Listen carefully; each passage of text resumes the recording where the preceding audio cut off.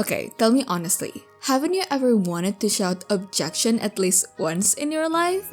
Just imagine it, standing in court, pointing your finger, and shouting that one magic word, objection. It just feels so cool, right? Sometimes I even want to say that word myself. And well, this game actually lets you do exactly that. Imagine Ace Attorney, but with a deeper focus on the courtroom process itself. The argument feels more intense, the investigation's more detailed, and on top of that, it takes place in a setting we rarely see in games. Not detectives, not politicians, Vtubers. Yes, Vtubers involved in a murder case.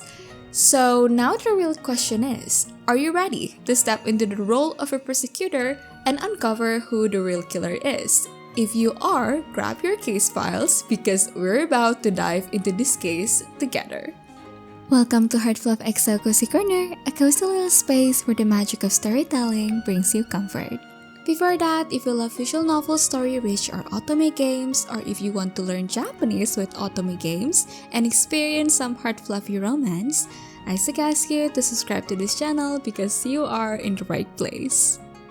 This game, The Real Face of a Vtuber, tells the story of a murder that took place at the office of Lilian Entertainment, the home of the famous Vtuber Kuripa. The company's founder, Mr. Chicken, was found dead.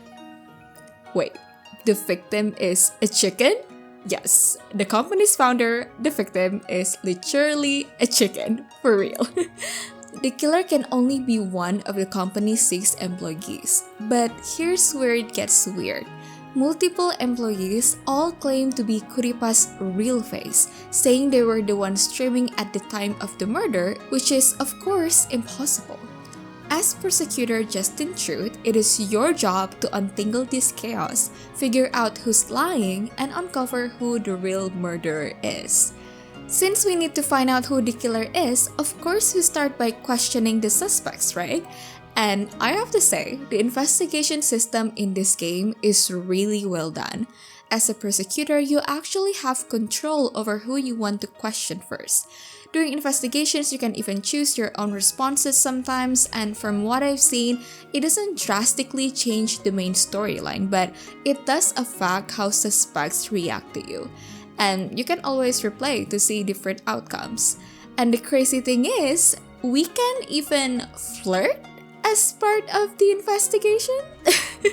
Apparently, Justin can use his charm, basically playing the good cop, to extract more information from suspects, which is honestly kind of funny. But the investigation doesn't stop there. Since discovering the real face of the Vtuber is crucial to exposing a false alibi, we even get to conduct online investigations during her live streams. We can ask questions in the stream chat and observe her reactions because figuring out who's behind the Vtuber avatar is key to solving this case. And it gets even deeper. The online investigation goes beyond just live streams. You can scroll through a social media platform called Y, basically this game's version of Twitter, watch Kuripa's past videos, and look for hidden clues. You can even message people online later to gather more information. I genuinely didn't expect the online investigation aspect to be this detailed, and I love how refreshing it feels compared to other murder mystery games. But fair warning, when it comes to internet clues, you really need to check every nook and cranny because everything can matter. I actually got stuck a bit because I missed something small and had to backtrack to figure out what I overlooked, but thankfully, after your first playthrough, the game provides hints showing which pieces of evidence you haven't collected yet, so no worries. You can even assign your secretary and the detective to investigate for you. And when you're finally ready to hold court after gathering enough evidence, you can choose who you want to summon to the stand.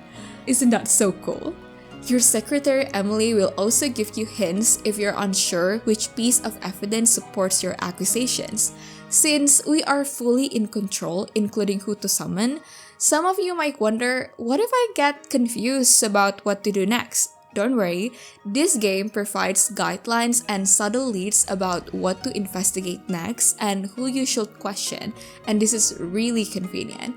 Because I remember in games like Ace Attorney or Famicom titles, I sometimes struggled figuring out what to do next, especially when I thought I had already done everything. But here, the guidance actually helps without making it feel too easy. And when the real court begins, that's when it gets even better.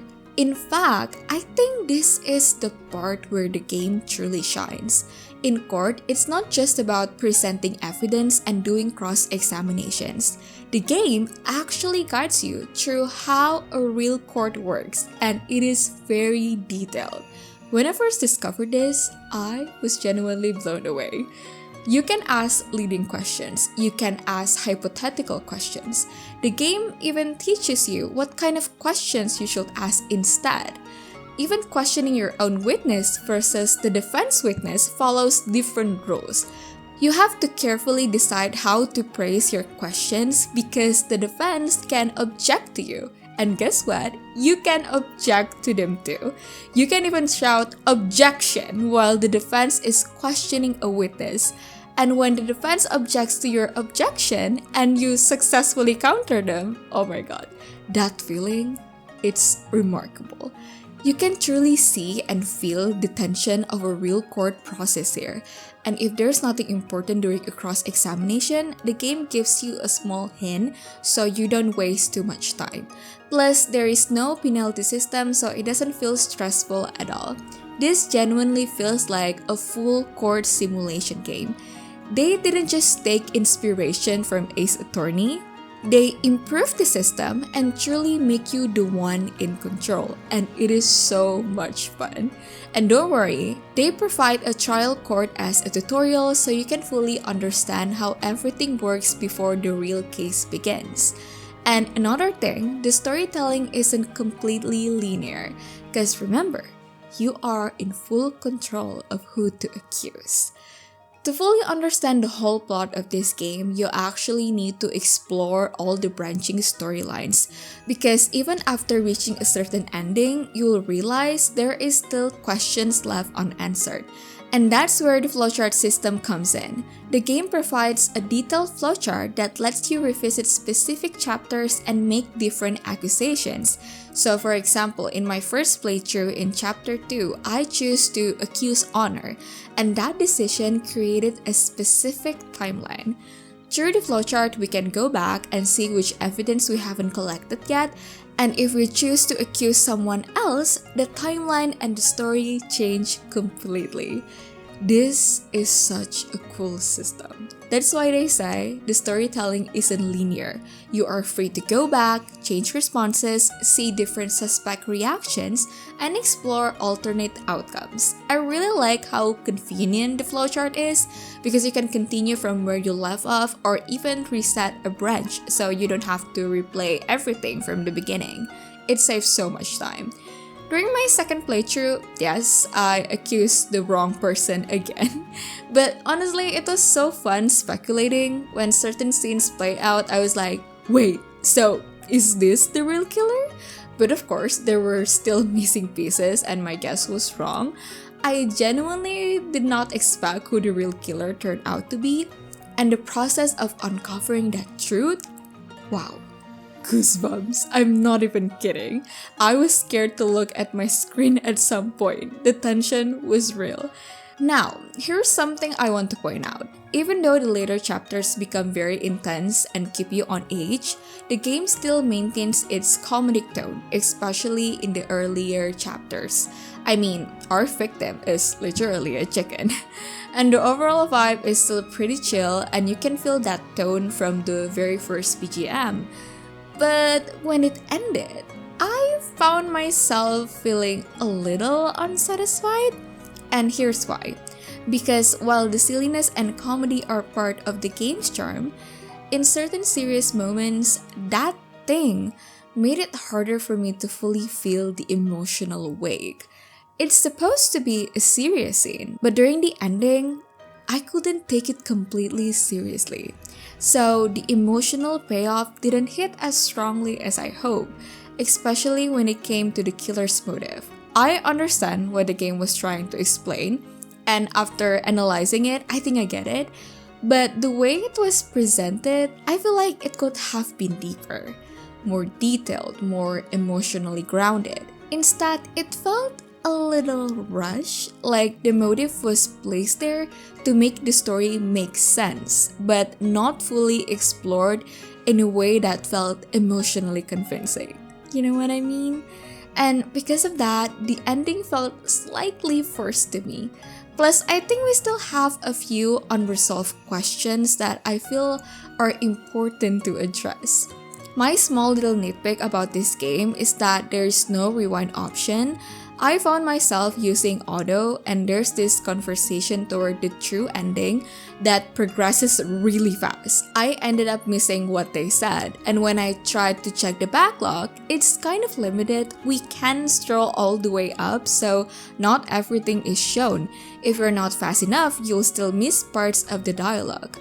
There's also a bit of weird text formatting, though not that much. It only appears once in a while, and there was one word that didn't get translated, but honestly, it's not a big issue. Even though they give us hints most of the time when we reach a dead end, there were certain parts where I got stuck while presenting the correct evidence, and they didn't give me any hint at all. But it only happened twice, so it's still okay. But despite all that, yeah, this game isn't perfect.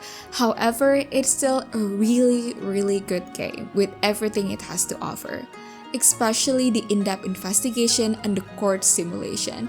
It truly feels like court without any of the boring slow parts. If you like that kind of experience, I bet you will absolutely love this game. It's definitely for you. I also need to remind you that this game contains adult humor. It's definitely for 18 plus. I'm not particularly comfortable with adult humor because I'm not really used to it, but it only appears occasionally. It's not a turn-off, just something you should keep in mind. And I can wait to see Justin Trude again. And Emily. I hope their relationship progresses if there's a next game. I'm really hoping they'll make another series with this kind of in-depth court simulation because it is just so much fun. So those are my final thoughts on the real face of a Vtuber. What do you think about this game, guys? Is this the kind of game that is right up your alley? Let me know in the comments below. And if this sounds like the perfect match for you, I can wait for you to experience life as a prosecutor alongside Justin Trude. If you enjoy suspenseful mystery games like this, you might also love Bust of Fellows. That game seriously kept me on the edge of my seat. You can check out my review right here. That's all for today's video. Thank you so much for spending your cozy little moment with me today, and I will see you in the next one. Bye bye!